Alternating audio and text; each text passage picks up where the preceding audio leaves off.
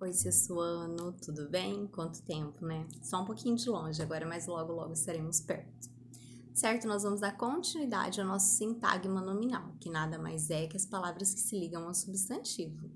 Nós vimos que tem os adjetivos, os substantivos, que se flexionam em gênero e número. Lembra que eles fazem a mudança para indicar singular e plural, que é o número, e para indicar masculino e feminino, que é o gênero. Agora nós vamos para mais algumas palavrinhas que vão fazer parte do nosso sintagma nominal. Uma delas será os artigos, então uma das classes gramaticais que faz parte do sintagma são os artigos. Os artigos são as palavrinhas que vêm antes do substantivo. Lembra? Nós já estudamos isso ano passado. Se eu quiser identificar um substantivo no texto, é só eu olhar. Tem um artigo antes, então é substantivo. O substantivo, ele também faz essa flexão, ele também faz essa mudança para fazer concordância, para acompanhar o nosso substantivo. Então, ele faz flexão de quê? Ele faz mudança de gênero e de número.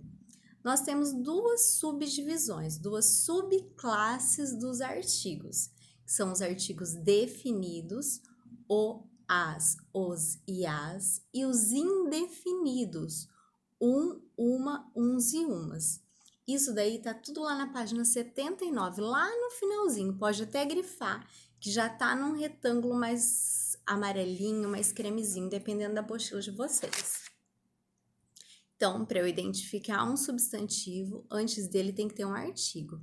E lembra que ano passado eu falei para vocês que toda palavra que tiver acompanhada de um artigo, ela passa por um processo de, vamos ver quem vai lembrar? Substantivação.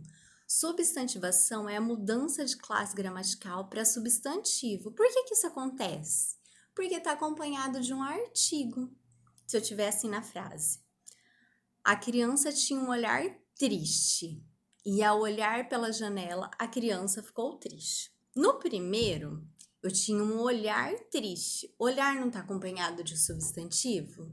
Então ele se torna um quê?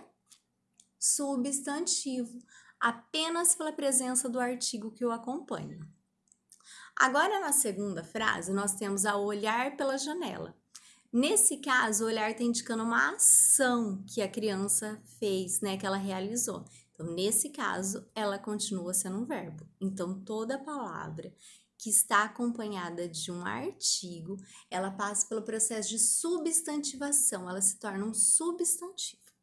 Certinho? Vamos dar continuidade. As palavrinhas que também acompanham o nosso sintagma nominal são as preposições. Lembram delas? A, ante, após, até, com, contra, de, desde, em, entre, para, perante, por. Sem, sob, sobre, tras. Essas palavrinhas, elas vão acompanhar o nosso verbo, o nosso substantivo ou o nosso adjetivo. Hoje nós vamos olhar, quando ela acompanhando um substantivo, ela forma uma locução adjetiva. Locução adjetiva nada mais é do que uma preposição ligada a um substantivo que forma uma locução adjetiva, uma característica formada por duas palavras para o nosso substantivo. Se eu pegar a palavra casa, nós podemos ter casa de quais formas? Casa de madeira, casa de tijolos, casa de barro, casa de areia, casa de gelo. Então, de areia, preposição de e o substantivo areia. Mas não está dando característica para minha casa? Nesse caso, de areia forma uma locução adjetiva.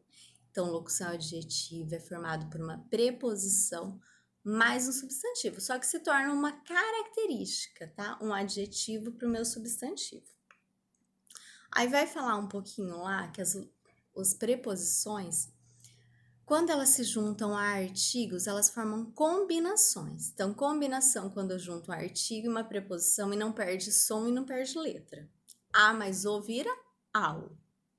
E contração quando eu junto uma preposição mais um artigo ou um pronome perde letrinha, perde sons. Então, se eu juntar a preposição de mais o artigo os, vai virar dos. Então, isso é uma contração, porque eu contraí, eu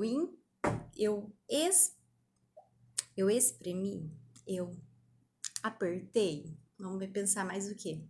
Eu juntei. Então, contração é quando, ó, eu junto, eu pressiono, tá bom? E vai perder algum sonzinho, portanto, alguma letra. Isso tá lá na página 80.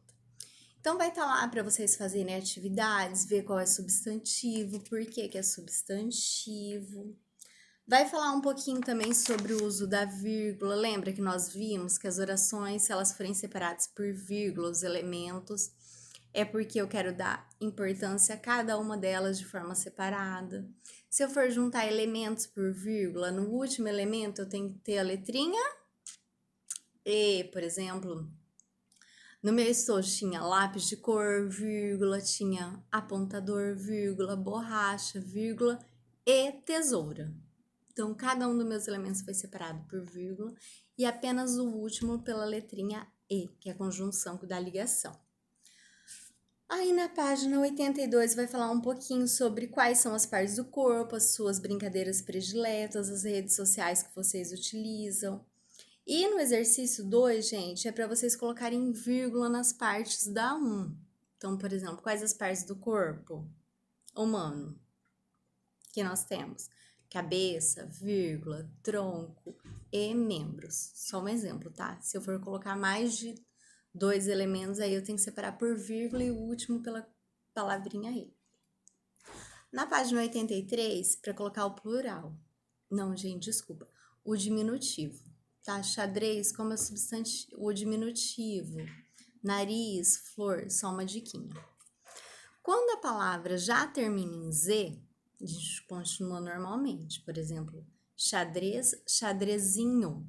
Mas se a minha palavra terminar em S, esse zinho vai ser feito com S e não com Z, tá bom? Porque já tem na palavra e apresenta o mesmo som que a letra Z.